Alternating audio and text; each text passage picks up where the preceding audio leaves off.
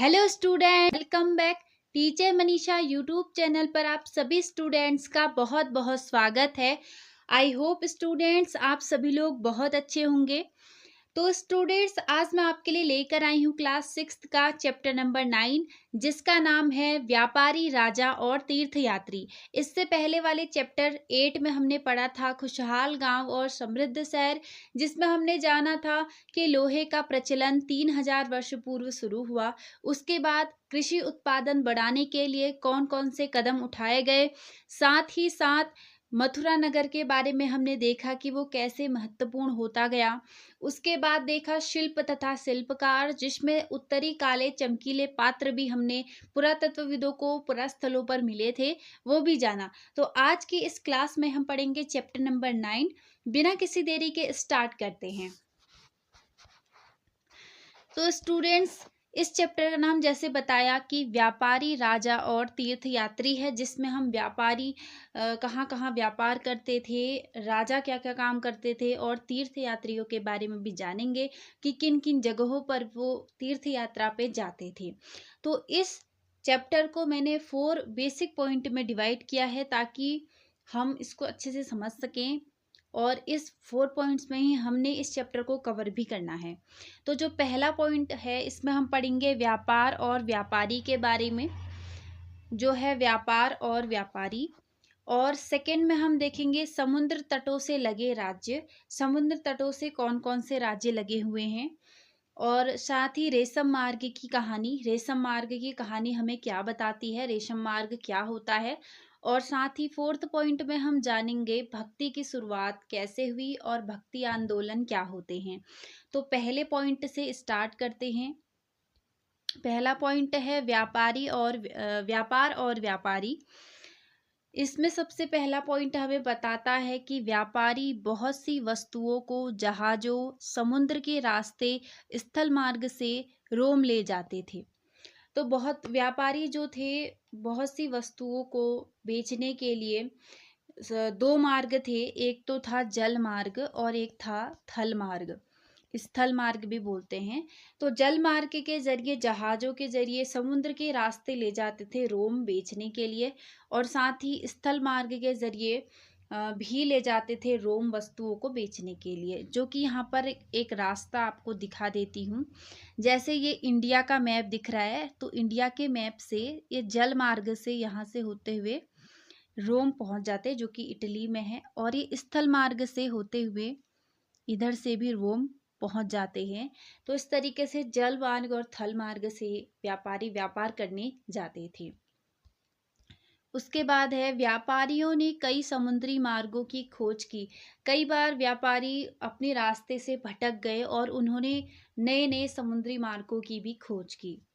इनमें से कुछ तटवर्ती इलाकों तक चले गए, दूसरे देशों के तटवर्ती इलाकों पर भी कई सारे व्यापारी पहुंच गए थे, और वहां पर उनको कई सारी नई चीजें जानने को मिली और नए चीजों के बारे में एक्सप्लोर करने का मौका मिला। नेक्स्ट पॉइंट है अन्य जहाज अरब सागर और बंगाल की खाड़ी के पार थे, जहां नाविक मानसूनी हवाओं का लाभ उठाकर समुद्र को अधिक तेजी से पार कर पाते थे। अन्य जहाज जो थे, कुछ तो अरब सागर से होते हुए जा रहे थे और कुछ बंगाल की खाड़ी को पार कर रहे थे। लेकिन जब हवाएं चलती थी, मानसूनी हवाएं, उस समय पे लहरें उठती थी, जिस वजह से जो जहाज होता था या जो नाव होती थी, उसको पार कराना बहुत आसान हो जाता था। हवाओं के जरिए ही बहुत तेजी से उस समुद्र को पार कर लेते थे व्यापारी। तो ये तो रही व्यापार और व्यापारी की बात। सेकंड जो हमें पॉइंट जानना है, उसमें हम जानते हैं समुद्र तटों से लगे राज्य। समुद्र तटों से कौन कौन से राज्य लगे हुए थे, जैसे नदी घाटियों और तटों पर नियंत्रण रखने वाले सरदार और राजा अमीर और शक्तिशाली बन गए। नदी है, जैसे ये नदी है, इसके आसपास का जो क्षेत्र है, और कोई तट है, जैसे समुद्र तट है, उसके किनारे पर जो भू क्षेत्र है, वहाँ पर सरदार और राजा, बेसिकली सरदार और राजा जो कि काफ़ी ज़्यादा अमीर और शक्तिशाली बन गए, ये वहाँ पर नियंत्रण रखते थे और व्यापार भी करते थे, जिसकी वजह से ये शक्तिशाली बन गए। उसके बाद है चोल, चेर और पांड्य लगभग 2300 वर्ष पहले दक्षिण भारत में शक्तिशाली हो गए। चोल, चेर, पांड्य ये तीनों ही अपना अपना एक राज्य है, अपने अपने एक क्षेत्र है जहाँ पर वो शासन करते हैं, जो कि इस मैप में भी दिख रहा होगा। यह है चोल। इसका प्रतीक चिन्ह जो है ये शेर दिख रहा होगा। शेर चोल का प्रतीक चिन्ह है। और इधर पे केरल की साइड में जो ये है ये चेर है, चेर जिसका प्रतीक चिन्ह है धनुष। और इधर तमिलनाडु जो साइड है यहाँ पर पांड्य दिख रहा होगा, पांड्यन क्षेत्र जो कि तमिलनाडु में, जैसे मैंने बताया तमिलनाडु में है, तो इसका प्रतीक चिन्ह है मछली। चोल, ये रहा चोल, ये रहा चेर और ये रहा पांड्य। ये समुद्र तटों से लगे हुए कुछ राज्य हैं और ये काफी महत्वपूर्ण थे उस समय पे। इन तीन प्रमुखों के पास सत्ता के दो केंद्र थे। ये जो तीन प्रमुख हैं, एक है चोल, एक है चेर और एक है पांड्य, तो पांड्यन या पांड्य भी बोल सकते हैं। इन तीन प्रमुखों के पास सत्ता के दो केंद्र थे। एक था अंतर्देशीय मतलब अपने देश के भीतरी जो क्षेत्र है वहां पर, जैसे चोल है, चोल जो पूरा साम्राज्य था उसके अंदर इसके शासकों का पूरा नियंत्रण था, पूरा वहां पर वो शासन करते थे।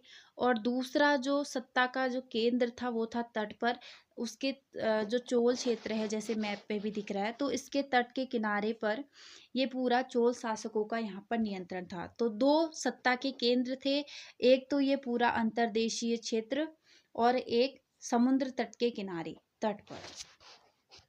ऐसा ही पांड्य के साथ भी था। जो पांड्य है ये इस क्षेत्र में पूरा अंतर्देशीय और समुद्र के तट के किनारे इसका नियंत्रण था। और चेर में भी पूरा अंतर्देशीय यानी कि इसके आंतरिक सीमा में, आंतरिक जो क्षेत्र है उसमें, और साथ ही समुद्र तट के किनारे इस चेर का भी यहाँ पर शासन था। उसके बाद हम जानते हैं थर्ड पॉइंट में रेशम मार्ग की कहानी। रेशम मार्ग क्या था? रेशम बनाने की प्रक्रिया, रेशम किस तरीके से बनाया जाता था, तो यहाँ पर कुछ लोग रेशम भी बना रहे हैं। तो रेशम बनाने की तकनीक का आविष्कार सर्वप्रथम चीन में लगभग 7000 वर्ष पहले हुआ। रेशम बनाने की जो तकनीक है इसका आविष्कार सबसे पहले चीन में लगभग 7000 वर्ष पहले हुआ। चीन से कुछ लोग जो पैदल, घोड़े पर और ऊँटों पर दूर दूर तक जाते थे, अपने साथ रेशम ले जाते थे। चीन से कुछ लोग जो थे पैदल दूर दूर यूरोप की तरफ जाते थे, पश्चिम की तरफ जाते थे, जो घोड़े पर, ऊँटों पर या फिर पैदल भी जाते थे, तो वो अपने साथ रेशम ले जाते थे बेचने के लिए। थर्ड है, वे जिस रास्ते पर चले उसे सिल्क रूट के नाम से जाना गया। जैसे मैंने इससे पहले मैप में भी दिखाया कि कहाँ दो रास्ते हैं, जल मार्ग और थल मार्ग। तो वहां से रोम ले जाते थे या यूरोप की तरफ पश्चिमी देशों में ले जाते थे। तो जिस रास्ते से वो चले उसे सिल्क रूट के नाम से जाना गया। कुछ राजाओं ने मार्ग के बड़े हिस्से पर नियंत्रण करने की कोशिश की, क्योंकि वे मार्ग पर यात्रा करने वाले व्यापारियों द्वारा लाए गए करों, श्रद्धांजलियों और उपहारों से लाभ उठा सकते थे। कुछ राजाओं ने कोशिश की कि जो मार्ग है रेशम मार्ग, बेसिकली सिल्क रूट जो है इसको रेशम मार्ग के नाम से भी जाना जाता है। तो सिल्क रूट पर नियंत्रण पाने की कोशिश की कई राजाओं ने, क्योंकि वहां से कई लोग जो हैं व्यापारी कर देते थे राजाओं को, व्यापारियों द्वारा लाए गए कर और श्रद्धांजलियां देते थे और साथ ही उपहार भी लाते थे इन राजाओं के लिए। जिस वजह से राजाओं ने सिल्क रूट को बहुत महत्वपूर्ण मानते हुए वहां पर अपना नियंत्रण करने की भी कोशिश की, क्योंकि जब भी कोई व्यापारी वहां से व्यापार करने के लिए चीजों को ले जाता था तो राजा उनसे कर मांगता था, उपहार उसको देते थे और साथ ही श्रद्धांजलि भी उसको देते थे, जिस वजह से उसने नियंत्रण करने की कोशिश की। तो ये था सिल्क रूट, ये था रेशम मार्ग। तो आई होप स्टूडेंट्स आप सभी को यहाँ तक समझ में आ गया होगा ये 3 पॉइंट थे, मैं एक बार और रिवाइज करा देती हूँ। सबसे पहला पॉइंट हमने 4th पॉइंट जो है वो अभी पूरा नहीं पढ़ा है, क्योंकि 4th पॉइंट जो है हम नेक्स्ट क्लास में पढ़ेंगे इसके पार्ट 2 में। तो अभी के लिए सिर्फ इतना ही पढ़ते हैं और अभी रिवाइज करा देती हूँ। हमने पढ़ा व्यापार और व्यापारी। व्यापारी जो थे, 2 मार्ग थे, एक तो जल मार्ग था जिसमें जहाज़ों के ज़रिए, और एक थल मार्ग से वो व्यापार करने कई सारी वस्तुओं का रोम ले जाते थे या यूरोप की देशों में ले जाते थे। उसके बाद हमने देखा कि व्यापारियों ने कई समुद्री मार्गों की भी खोज की, और कुछ तटे होते हुए गए, और उन्हें जभी भी मानसून हवाएं चलती थी, मानसूनी हवाएं, तो अधिक तेजी के साथ समुद्र को पार करने में सहायता मिलती थी। सेकेंड पॉइंट में देखा कुछ ऐसे समुद्र तटों से लगे राज्य जैसे चोल, चेर, पांड्य दक्षिण भारत में शक्तिशाली हो गए थे, और नदी घाटियों और तटों पर नियंत्रण रखने वाले सरदार और राजा भी अमीर और शक्तिशाली हो गए थे। और इन 3 प्रमुखों के पास, चोल, चेर, पांड्य जो है, इनके पास सत्ता के 2 केंद्र थे। एक तो अंतर्देशीय अपने क्षेत्र पर शासन करते थे, और दूसरा तट पर करते थे। और साथ ही यहाँ पर अच्छा, मैंने ये पॉइंट नहीं बताया, तो ये पॉइंट है, 2 महत्वपूर्ण शहर भी थे उस समय पे। पुहार या कावेरी पट्टनम, जो कि चोलों का एक बंदरगाह है। बंदरगाह जहाँ पर जहाज या उसका सामान, जो भी जहाज़ों का सामान रखा होता है, वो बंदरगाह कहलाता है, और ये समुद्र तट के किनारे पर बनाया गया होता है। तो 2 महत्वपूर्ण शहर थे, एक तो पुहार था और दूसरा मदुरई। मदुरई क्या था कि पांड्यों की राजधानी थी। जो पांड्य हैं, पांड्य जो क्षेत्र है, साम्राज्य है, उसकी राजधानी थी मदुरई। तो ये 2 महत्वपूर्ण शहर थे। उसके बाद देखा हमने रेशम मार्ग की कहानी, और रेशम बनाने की प्रक्रिया, कुछ लोग रेशम भी बना रहे थे। तो इसकी तकनीक का आविष्कार सर्वप्रथम चीन 7000 वर्ष पहले हुआ था, और कुछ लोग पैदल भी, कुछ लोग घोड़े पर, कुछ ऊँटों पर सामान बेचने के लिए, ये रेशम बेचने के लिए जाते थे दूर दूर तक, और जिस रास्ते पर चले उसे सिल्क रूट या रेशम मार्ग कहा गया।